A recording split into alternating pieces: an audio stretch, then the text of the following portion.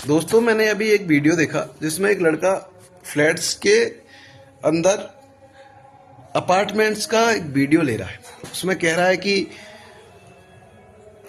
ये जो जितनी भी घर दिख रहे हैं, अपार्टमेंट दिख रहे हैं, इनमें जो स्विमिंग पूल दिख रहा है, फुटबॉल एरिया दिख रहा है, बास्केटबॉल एरिया दिख रहा है और जो भी प्लेग्राउंड्स दिख रहे हैं या फिर म्यूजिक हॉल दिख रहा है, जिम दिख रहा है, इनमें इन लोगों को जाने के लिए टाइम ही नहीं होता। और जब लिया था फ्लैट तो ये सोच के लिया था कि इन सब फैसिलिटीज का मजा लिया जाएगा, जिंदगी जी जाएगी। और यही सब दिखा के जो ब्रोकर था, जो रियल एस्टेट प्रॉपर्टी डीलर था, उसने भी यही सी चीजें दिखा के आपको आपका मन ललचाया था कि ये सुविधाएं हैं और आप यहाँ पे ये अपनी लाइफ एंजॉय कर सकते हो। लेकिन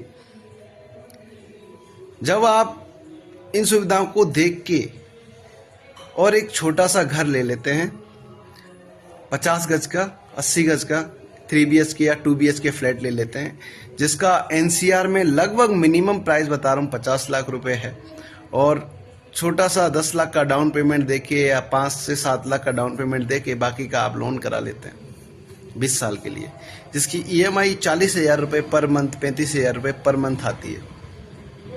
और ये मैंने मिनिमम बताया है, इससे ऊपर ही आती हैं।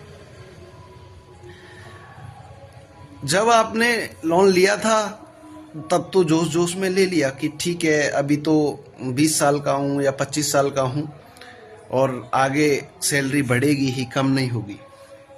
लेकिन आपका जो शरीर है वो शरीर है, मशीन नहीं है। एक टाइम के बाद इसमें कमी आनी स्टार्ट हो जाएंगी, आपका मन निर्बल होना स्टार्ट हो जाएगा, आपको भी रेस्ट की जरूरत पड़ेगी, शरीर बीमार भी होगा।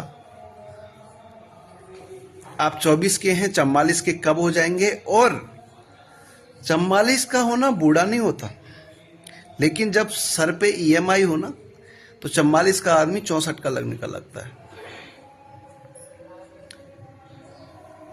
वो जो फैसिलिटीज आपको दिखाई गई थी, वो फैसिलिटीज तो आप भूल ही जाओ।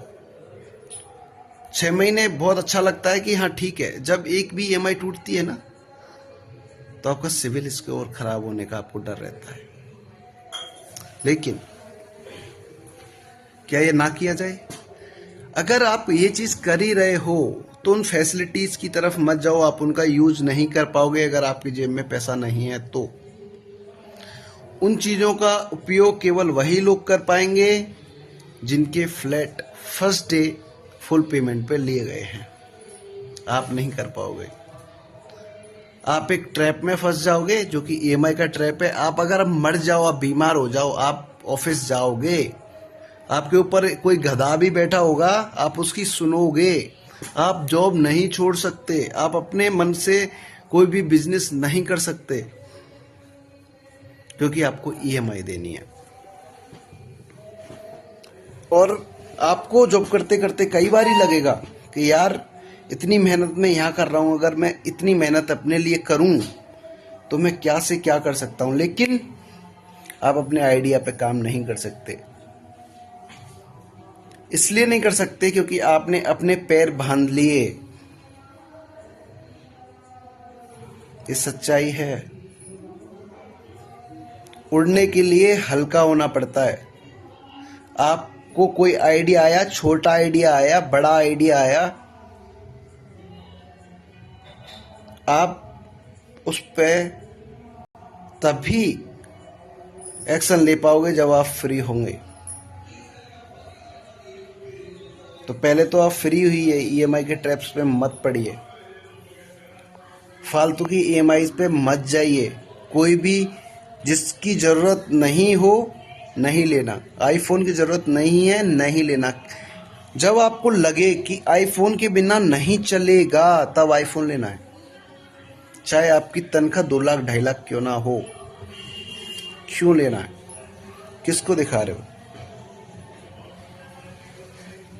एक टाइम था, आज से 20 साल पहले, 15 साल पहले, जब लोग आप कोई नई चीज लेके जा रहे हो, गांव में लेके जा रहे हो, तो लोग देखते थे, अरे वो नई चीज लेके आया है, तो लोग देखते थे। सिटी का तो पहले से कल्चर ये रहा है कि किसी से किसी को मतलब नहीं है, लेकिन गांव में पहले लोग देखते थे, अरे यार। अब गांव में भी वो कल्चर पहुंच चुका है। गांव के लोग किसी से कम नहीं है, और कम छोड़ो ज़्यादा ही हैं। उनके पास खेती है, तुमसे ज़्यादा खेती है। वो अच्छा खा रहे हैं, अच्छी हेल्थ है, अच्छा खा रहे हैं, अच्छा कमा रहे हैं। और जो सो कॉल्ड एजुकेटेड पर्सन है, वो काम भी नहीं कर पाते, वो हर काम कर पाते हैं। वो अपनी प्रोडक्ट्स को बनाना जानते हैं, खाना बनाना जानते हैं, उसको बेचना जानते हैं, अपनी सेलिंग प्राइस लेना जानते हैं। अभी भी खेती हमारी घाटे में चलती है, लेकिन फिर भी आपसे वो अच्छे हैं। तो आप अपने जो जीवन है उसको एक सोसाइटी के दबाव में आके एक पिंजरा बनाने में मत लग जाओ। उस पिंजरे से कुछ होना नहीं है। और जब वो पिंजरा आपको लेना होगा ना, क्योंकि वो बड़ा अमाउंट नहीं है, 35, 40, 50 लाख रुपए कोई बड़ा अमाउंट नहीं है। जब पैसे आपके अकाउंट में आने होंगे तो वो सैलरी से नहीं आएंगे, किसी आइडिया से आएंगे। और उस आइडिया का, आप उस अपॉर्चुनिटी का वेट करिए। वो ऐसा नहीं है कि आप कहीं गए, आपको 4 चीजें किसी ने बता दी तो वो आइडिया होगा। नहीं, आप अपना काम करते रहिए, जो भी आप कर रहे हो। अपॉर्चुनिटी आपके दरवाजे खटखटाती हैं, आपको उस टाइम उस पर एक्शन लेना है। आपके जीवन में चाहे आप 20 साल की एज के हों, 35 के हों, 55 के हों, 60 के हों, आप पीछे मुड़ के देख लीजिए, क्या कई सारी अपॉर्चुनिटीज आपने नहीं गंवा दी। और अगर आप ईएमआई के ट्रैप में फंसे रहे तो आप आने वाली अपॉर्चुनिटीज भी गंवा दोगे। जो भी लोग इस ईएमआई के ट्रैप में फंस गए हैं, जो कि 35-40 लाख रुपए चुकाने के चक्कर में लगे हुए हैं, और आप ये सोच रहे हैं कि कल को ये जो फ्लैट है वो हमारा हो जाएगा। आपका तो हो जाएगा, लेकिन 20 साल में आप उसको चुका पाओगे।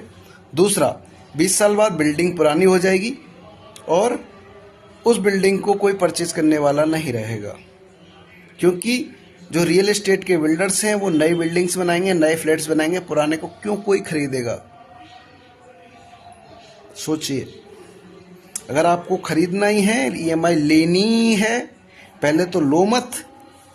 अगर आपको होम लोन लेना ही है तो आप लैंड लीजिए, अप्रूव्ड मकान लीजिए, ताकि आपकी लैंड की कीमत लगातार बढ़े। 20 साल बाद अगर आप अपने लैंड को सेल करोगे, रीसेल करोगे, तो आपको दुगना या तिगना पैसा मिलेगा। लेकिन अगर आप फ्लैट को रीसेल करोगे, आपका अगर सेम वैल्यू मिल जाए तो बड़ी बात समझना, फर्क है। अगर आपको फ्लैट्स में रहना है, आप किराए पे रह लो, वो ज़्यादा अच्छा है। ये मेरे विचार हैं प्रॉपर्टीज़ को लेके। आप इस बारे में क्या सोचते हो, कमेंट करके बता सकते हो। धन्यवाद।